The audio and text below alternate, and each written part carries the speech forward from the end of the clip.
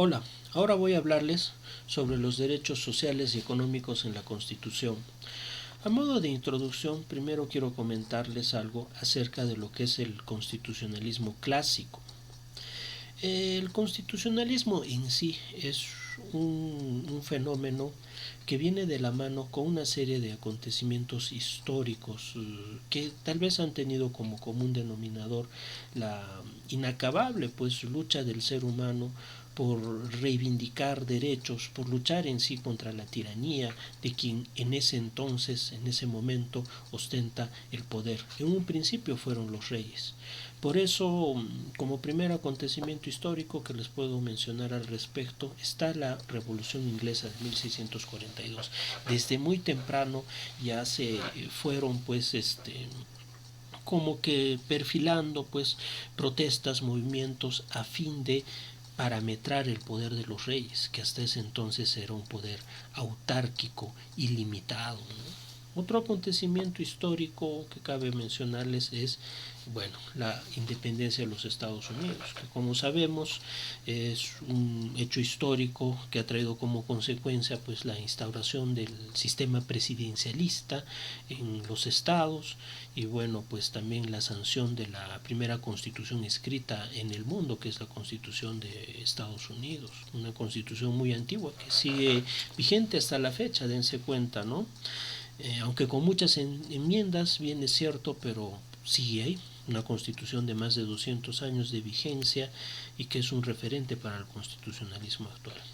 Otro hecho histórico que como ustedes ya podrán deducir que corresponde mencionar ahora es la Revolución Francesa de 1789, que es una revolución en sí liberal, ¿no? Que obedece a la filosofía de los pensadores de la Ilustración de ese tiempo, ¿no?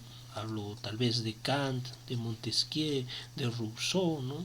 Que fueron los que inspiraron los ideales que dieron como desenlace la Revolución Francesa. Este ideario se podía resumir en los siguientes conceptos, ¿no? Libertad, pero ¿en qué sentido?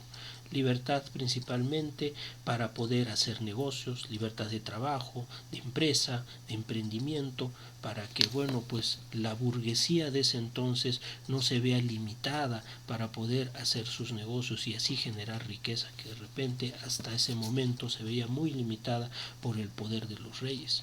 Otros conceptos del ideario revolucionario están la igualdad y la fraternidad. Estos dos últimos tal vez se han visto un poco opacados por el primero, ¿no?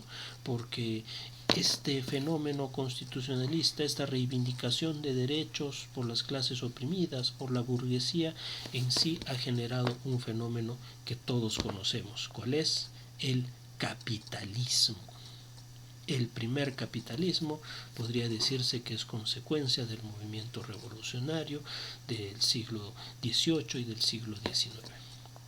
Este capitalismo, sin ninguna regulación, genera mucha desigualdad, porque el hombre tiene a pensar desde una perspectiva muy individualista, ¿no? Y eso obviamente ha generado bastantes vacíos, bastantes inconsistencias en la sociedad, lo cual ha tenido como consecuencia revueltas sociales.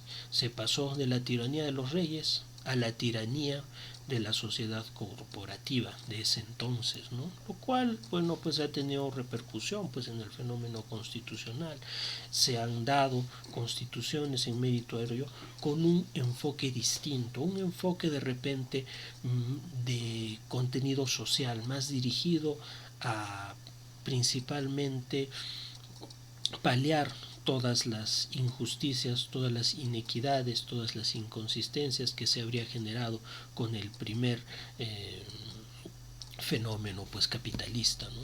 Constituciones que tienen ese enfoque y que son referentes del constitucionalismo social que les podría mencionar. Primeramente es la Constitución de Querétaro de 1917, a raíz de la Revolución Mexicana. Bajo esta constitución, bueno, pues se han creado nuevos conceptos como la propiedad del Estado de los recursos naturales o la propiedad que se ejerce en función de los intereses sociales. También puedo hablarles de la constitución rusa, ¿no? La constitución de la República Socialista Federativa de los Soviets de Rusia de 1918, ¿no? Donde hay, bueno, pues bastantes enfoques en cuanto al tema social, al tema laboral, y finalmente la Constitución de Weimar, que se dio en Alemania en 1919, que también tiene ese perfil, ¿no? Estas constituciones en sí han marcado pues un nuevo hito en el constitucionalismo, una nueva tendencia al constitucionalismo, la que nosotros la llamamos el constitucionalismo social, que es otro enfoque tal vez de la Constitución, de la misma concepción de los derechos y de la estructura del Estado, ¿no? ¿En qué consiste? Primero veamos en qué enfoques, qué es lo que promulga el constitucionalismo social. Primero, se pasa del Estado gendarme individualista que cuida y vigila al estado de bienestar. ¿No es así? Se pasa de un enfoque individualista a un enfoque en el cual se vela por el bienestar de todos. Y eso tiene mucha repercusión. No hay un Estado hoy en día que no vele por el bienestar de todos sus ciudadanos. Otro enfoque. Se pasa del hombre individuo al hombre en masa. También nuevos enfoques de libertad, igualdad, participación política, dignificación ética y política del trabajo y de los trabajadores, ¿no? A raíz de ello, pues es que entendemos de repente normas a nivel constitucional que regulan el mercado, también normas a nivel constitucional que protegen las relaciones laborales, la función social de la propiedad. Bajo un enfoque liberal individualista, la propiedad es un poder jurídico, pero bajo un enfoque social, la propiedad, el ejercicio de la propiedad siempre debe de estar conciliado con los intereses de la colectividad. Es un enfoque completamente distinto.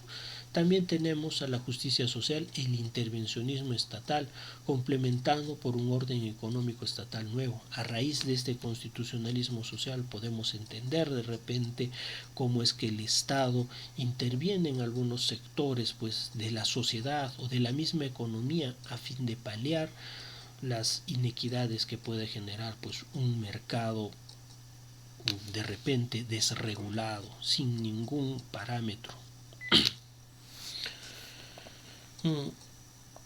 En definitiva, el constitucionalismo social cumplía muchos contenidos y como tal es la superación del liberalismo, derechos civiles y políticos para poder dar nacimiento a los denominados derechos sociales y económicos. El constitucionalismo social considera que el Estado debe estructurar un orden económico justo que permita el acceso de todos los hombres a las fuentes de trabajo y de producción y que haga posible una distribución equitativa de la riqueza y de los bienes de producción y de consumo. Aquí hay otra idea sobre los derechos sociales que nos da Rubio Correa.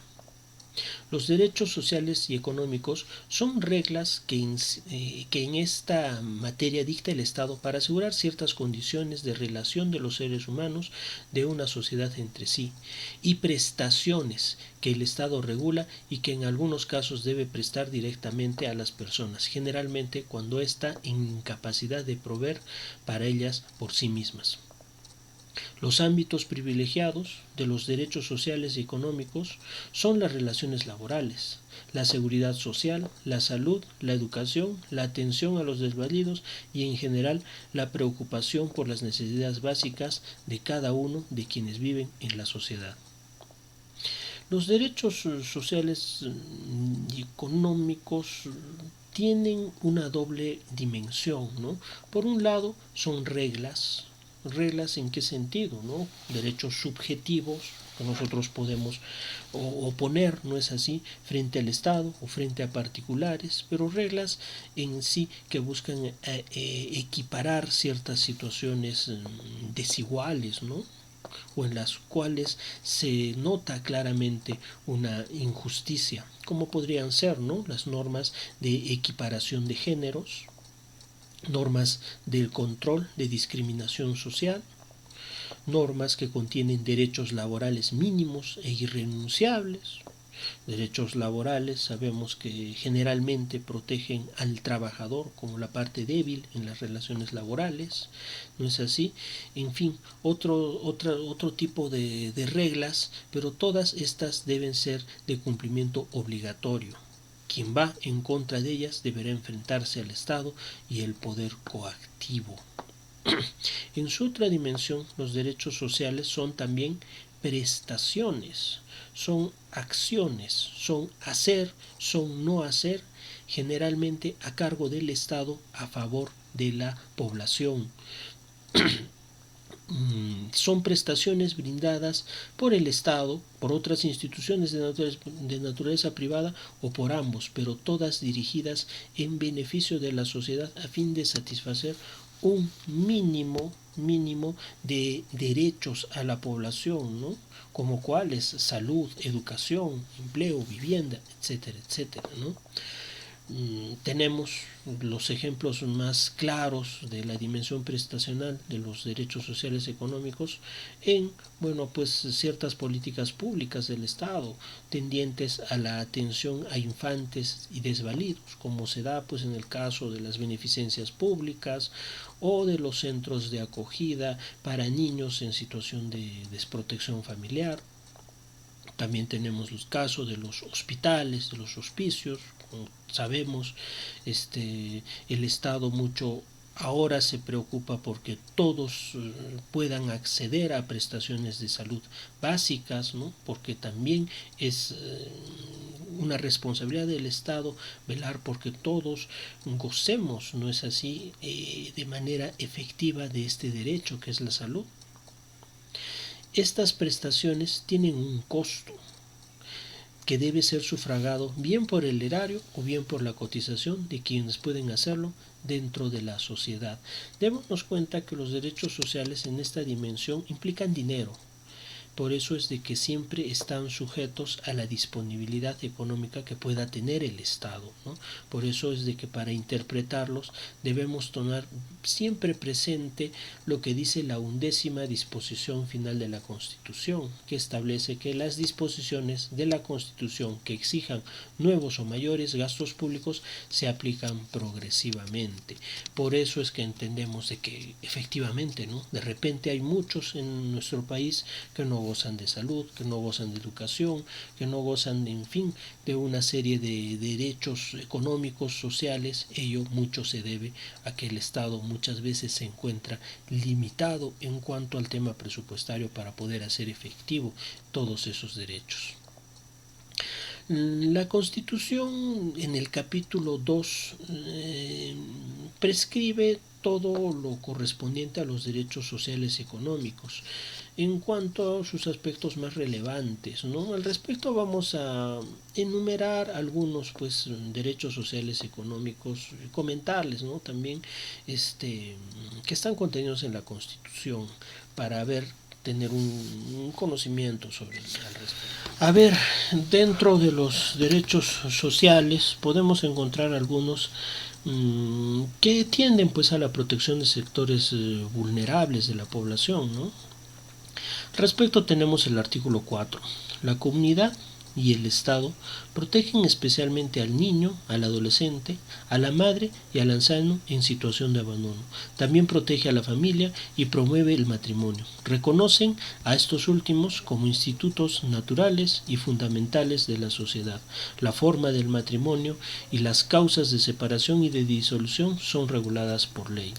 En sí, la plasmación de todos estos derechos está remitida a un marco legal y también políticas públicas que ejerce el Estado. Dentro de ello corresponde En cuanto a lo que es pues la protección a los niños, niñas y adolescentes, corresponde mencionarles de que se ha dado, por ejemplo, en el Perú, el decreto legislativo para la protección de niñas, niños y adolescentes sin cuidados parentales o en riesgo de perderlos, decreto legislativo 1297, que regula el procedimiento por riesgo, desprotección y adopción, ¿no?, de niños, niñas y adolescentes en estado de desprotección, ¿no? Este marco habilita de repente al Estado en determinadas circunstancias sacar pues al niño del entorno familiar en caso de que éste no garantice el pleno ejercicio de sus derechos en aras pues del principio del interés superior del niño y el adolescente, ¿no? Faculta también al Estado en algunas circunstancias declarar su estado de desprotección y por ende su estado de adoptabilidad a fin de que otras familias puedan adoptarlo y bueno, poder garantizar de esta manera el pleno goce de sus derechos en sus condiciones mínimas de educación, salud, protección, ¿no? Y bueno, pues en sí el derecho a vivir en un entorno familiar.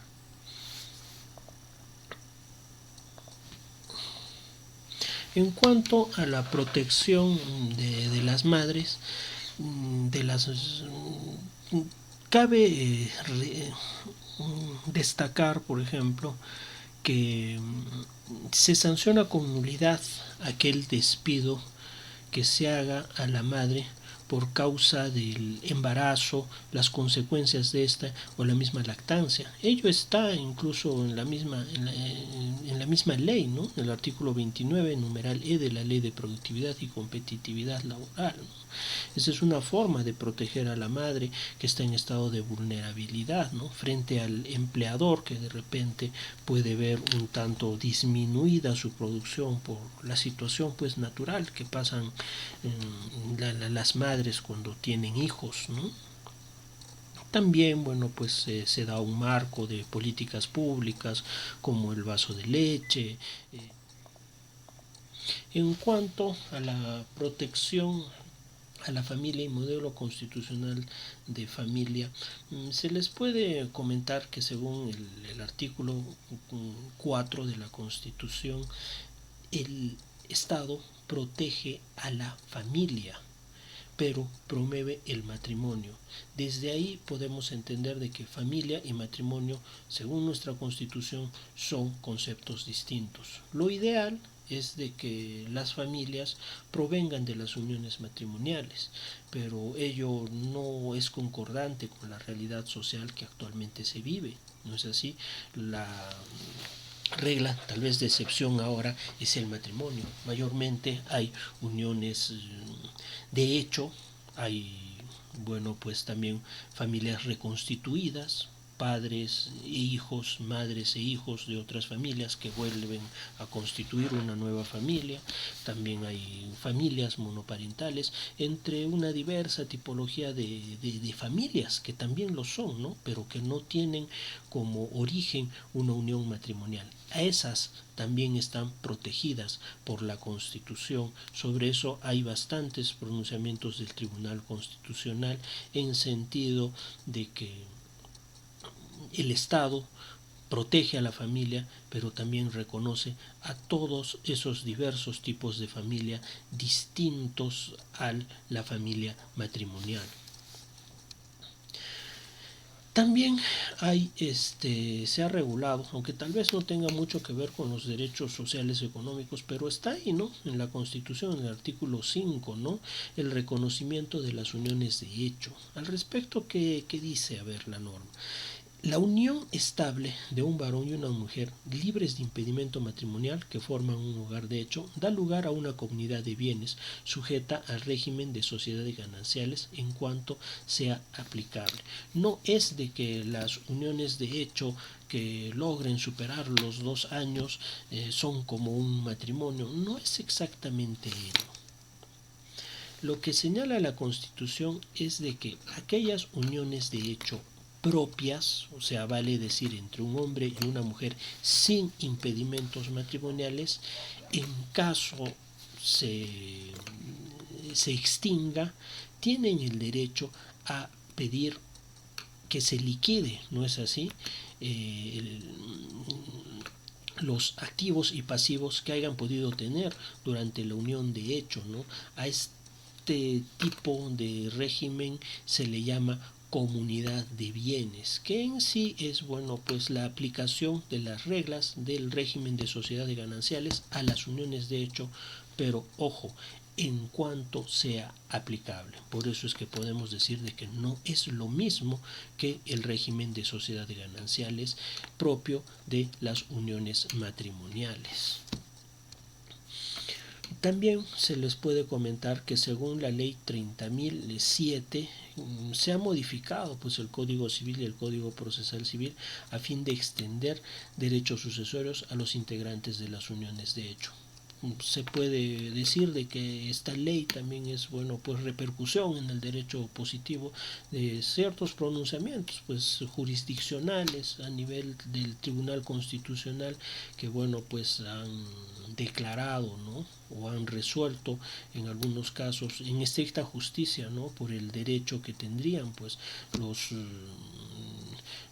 supérstites principalmente de uniones de hecho en cuanto a lo que son derechos sucesorios, derechos a la pensión de viudez, entre otros. En cuanto al derecho a la salud, tenemos los artículos 7, 8 y 9 de la Constitución, ¿no? A ver, ¿qué prescriben estos artículos?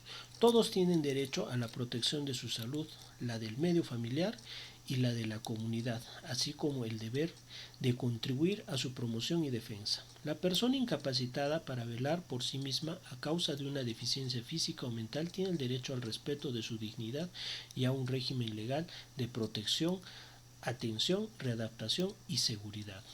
Artículo 8. El Estado combate y sanciona el tráfico ilícito de drogas, asimismo regula el uso de los tóxicos sociales. Artículo 9. El Estado determina la política nacional de salud. El Poder Ejecutivo norma y supervisa su aplicación. Es responsable de diseñarla y conducirla en forma plural y descentralizada para facilitar a todos el acceso equitativo a los servicios de salud. Es muy importante este aspecto, ¿no? Pero, a ver, para hacerlo entendible, primeramente puedo mencionarles de que es política del Estado, más aún en los tiempos que vivimos, ¿no? Que todos tengamos acceso a las prestaciones mínimas de salud, porque la salud es un componente esencial para poder desarrollar la vida y para poder vivir íntegramente dentro de una sociedad, llamémoslo así, pues civilizada, ¿no? Ahora de repente podemos percibir más las diferencias que hay en regulación en cuanto al tema de salud que tiene el Perú respecto a otros países, ¿no? Para ponernos nomás un poco a modo de ejemplo, ¿no? En este caso las pruebas contra el COVID-19 en el Perú son gratis, pero en otros países no. Hay otros países en los cuales hay un costo por esas pruebas, ¿no? Es algo un tanto contraproducente, no lo entendemos, pero bueno, tal vez es algo bueno que hay en nuestro país, ¿no? Porque el Estado se preocupa por las condiciones mínimas de salud de la población. También, ¿no? ¿Qué entendemos por salud? La salud tiene dos componentes. Un componente físico, que bueno, pues tiene que ver con el estado óptimo pues que pueda tener el cuerpo humano, y también tiene la salud un componente psicológico. Podemos estar bien de repente a nivel físico, pero mal a nivel psicológico. Eso no significa que tengamos buena salud, porque la buena salud, la salud en sí como derecho, implica pues que estén de manera óptima el aspecto físico y el aspecto psicológico. Por eso podemos decir que la salud puede ser entendida como el funcionamiento armónico del organismo, tanto el aspecto físico como psicológico del ser humano, ¿no? Por último, ¿no? También en cuanto a lo que es la salud, se hace referencia pues a la protección a las personas discapacitadas, ¿no? La protección del discapacitado, que es, como sabemos, está pues con un marco legal, ¿no?, que otorga una serie de derechos y beneficios a las personas con discapacidad, que es la forma más apropiada como se debe de referirse a ellas, ¿no? Se habla de ajustes razonables para que puedan hacer pleno el ejercicio de sus derechos, ¿no? Entre, bueno, pues también cuotas de trabajadores con discapacidad, tanto para entidades públicas y privadas, entre otros. En cuanto al derecho al agua, que está, bueno, también en este capítulo, ¿no?, de los derechos sociales y económicos, tenemos el reciente, pues, artículo 7A de la Constitución, que reza lo siguiente: el Estado reconoce el derecho de toda persona a acceder de forma progresiva y universal al agua potable. El Estado garantiza este derecho priorizando el consumo humano sobre otros usos. El Estado promueve el manejo sostenible del agua, el cual se reconoce como un recurso natural esencial y como tal constituye un bien público y patrimonio de la nación. Su dominio es inalienable e imprescriptible. Pronunciamientos anteriores a esta adición de la Constitución por el artículo 7.a han delineado un poco también el contenido de este derecho al agua, ¿no? Por ejemplo, un pronunciamiento del Tribunal Constitucional ha señalado que es un derecho de naturaleza positiva o prestacional, cuya concretización corresponde al Estado promover. O sea, vale decir, el Estado tiene que garantizar el acceso de todos al agua, porque es un derecho, ahora nos damos cuenta, importantísimo para el desarrollo de la salud y de la vida de los seres humanos, ¿no? Otros pronunciamientos del Tribunal Constitucional han señalado que es un recurso natural esencial. En efecto, el agua lo es. Lo convierte en un elemento básico para el mantenimiento y desarrollo no solo de la existencia y la calidad de vida del ser humano, sino de otros derechos tan elementales como la salud, el trabajo y el medio ambiente. Ahora, en el siglo XXI, pues nos damos cuenta que el agua, el derecho a este, es imprescindible para poder desarrollar la vida. Por ello es que en nuestro caso tenga reconocimiento constitucional, a diferencia de repente de otras realidades donde el agua resulta hasta privatizada, ¿no? Otros pronunciamientos del Tribunal Constitucional han señalado que este derecho al agua implica tres aspectos esenciales: el acceso, la calidad y la suficiencia, el cual vendría a ser el contenido esencial de este derecho, ¿no? También tenemos la seguridad social, ¿no?, que es de repente uno de los pilares más conocidos o más relevantes, ¿no?, de lo que son, pues, los derechos sociales y económicos, ¿no? Tenemos lo regulado en el artículo 10, 11 y 12 de la Constitución. A ver, ¿qué dicen estos artículos? El Estado reconoce el derecho universal y progresivo de toda persona a la seguridad social para su protección frente a las contingencias que precise la ley y para la elevación de su calidad de vida. El Estado garantiza el libre acceso a prestaciones de salud y a pensiones a través de entidades públicas, privadas o mixtas. Supervisa asimismo su eficaz funcionamiento. La ley establece la entidad del Gobierno Nacional que administra los regímenes de pensiones del Estado. Los fondos y las reservas de seguridad social son intangibles. Los recursos se aplican en la forma y bajo la responsabilidad que señala.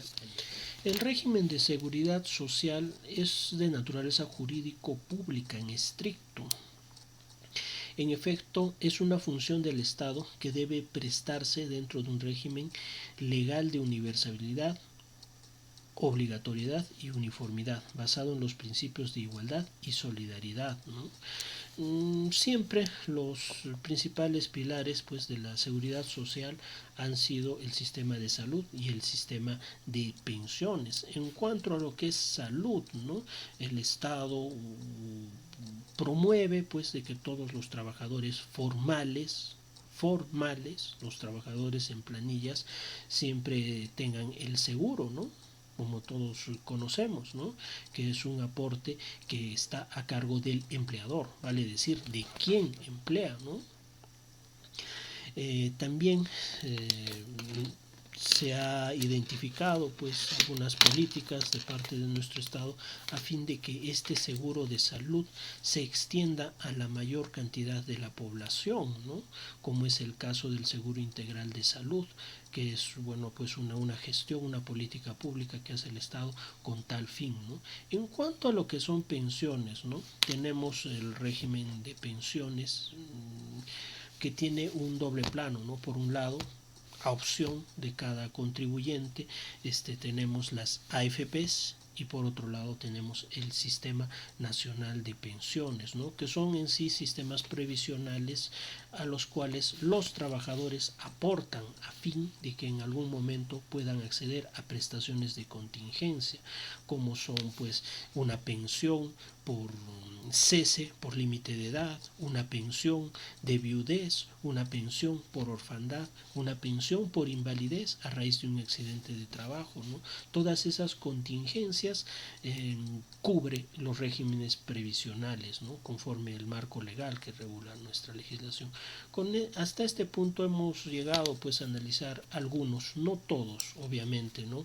Derechos sociales y económicos contenidos en la Constitución. Ojalá que bueno esta explicación haya servido de algo. Es todo por hoy y quedamos al tanto de los siguientes videos que se puedan presentar en el canal. Gracias.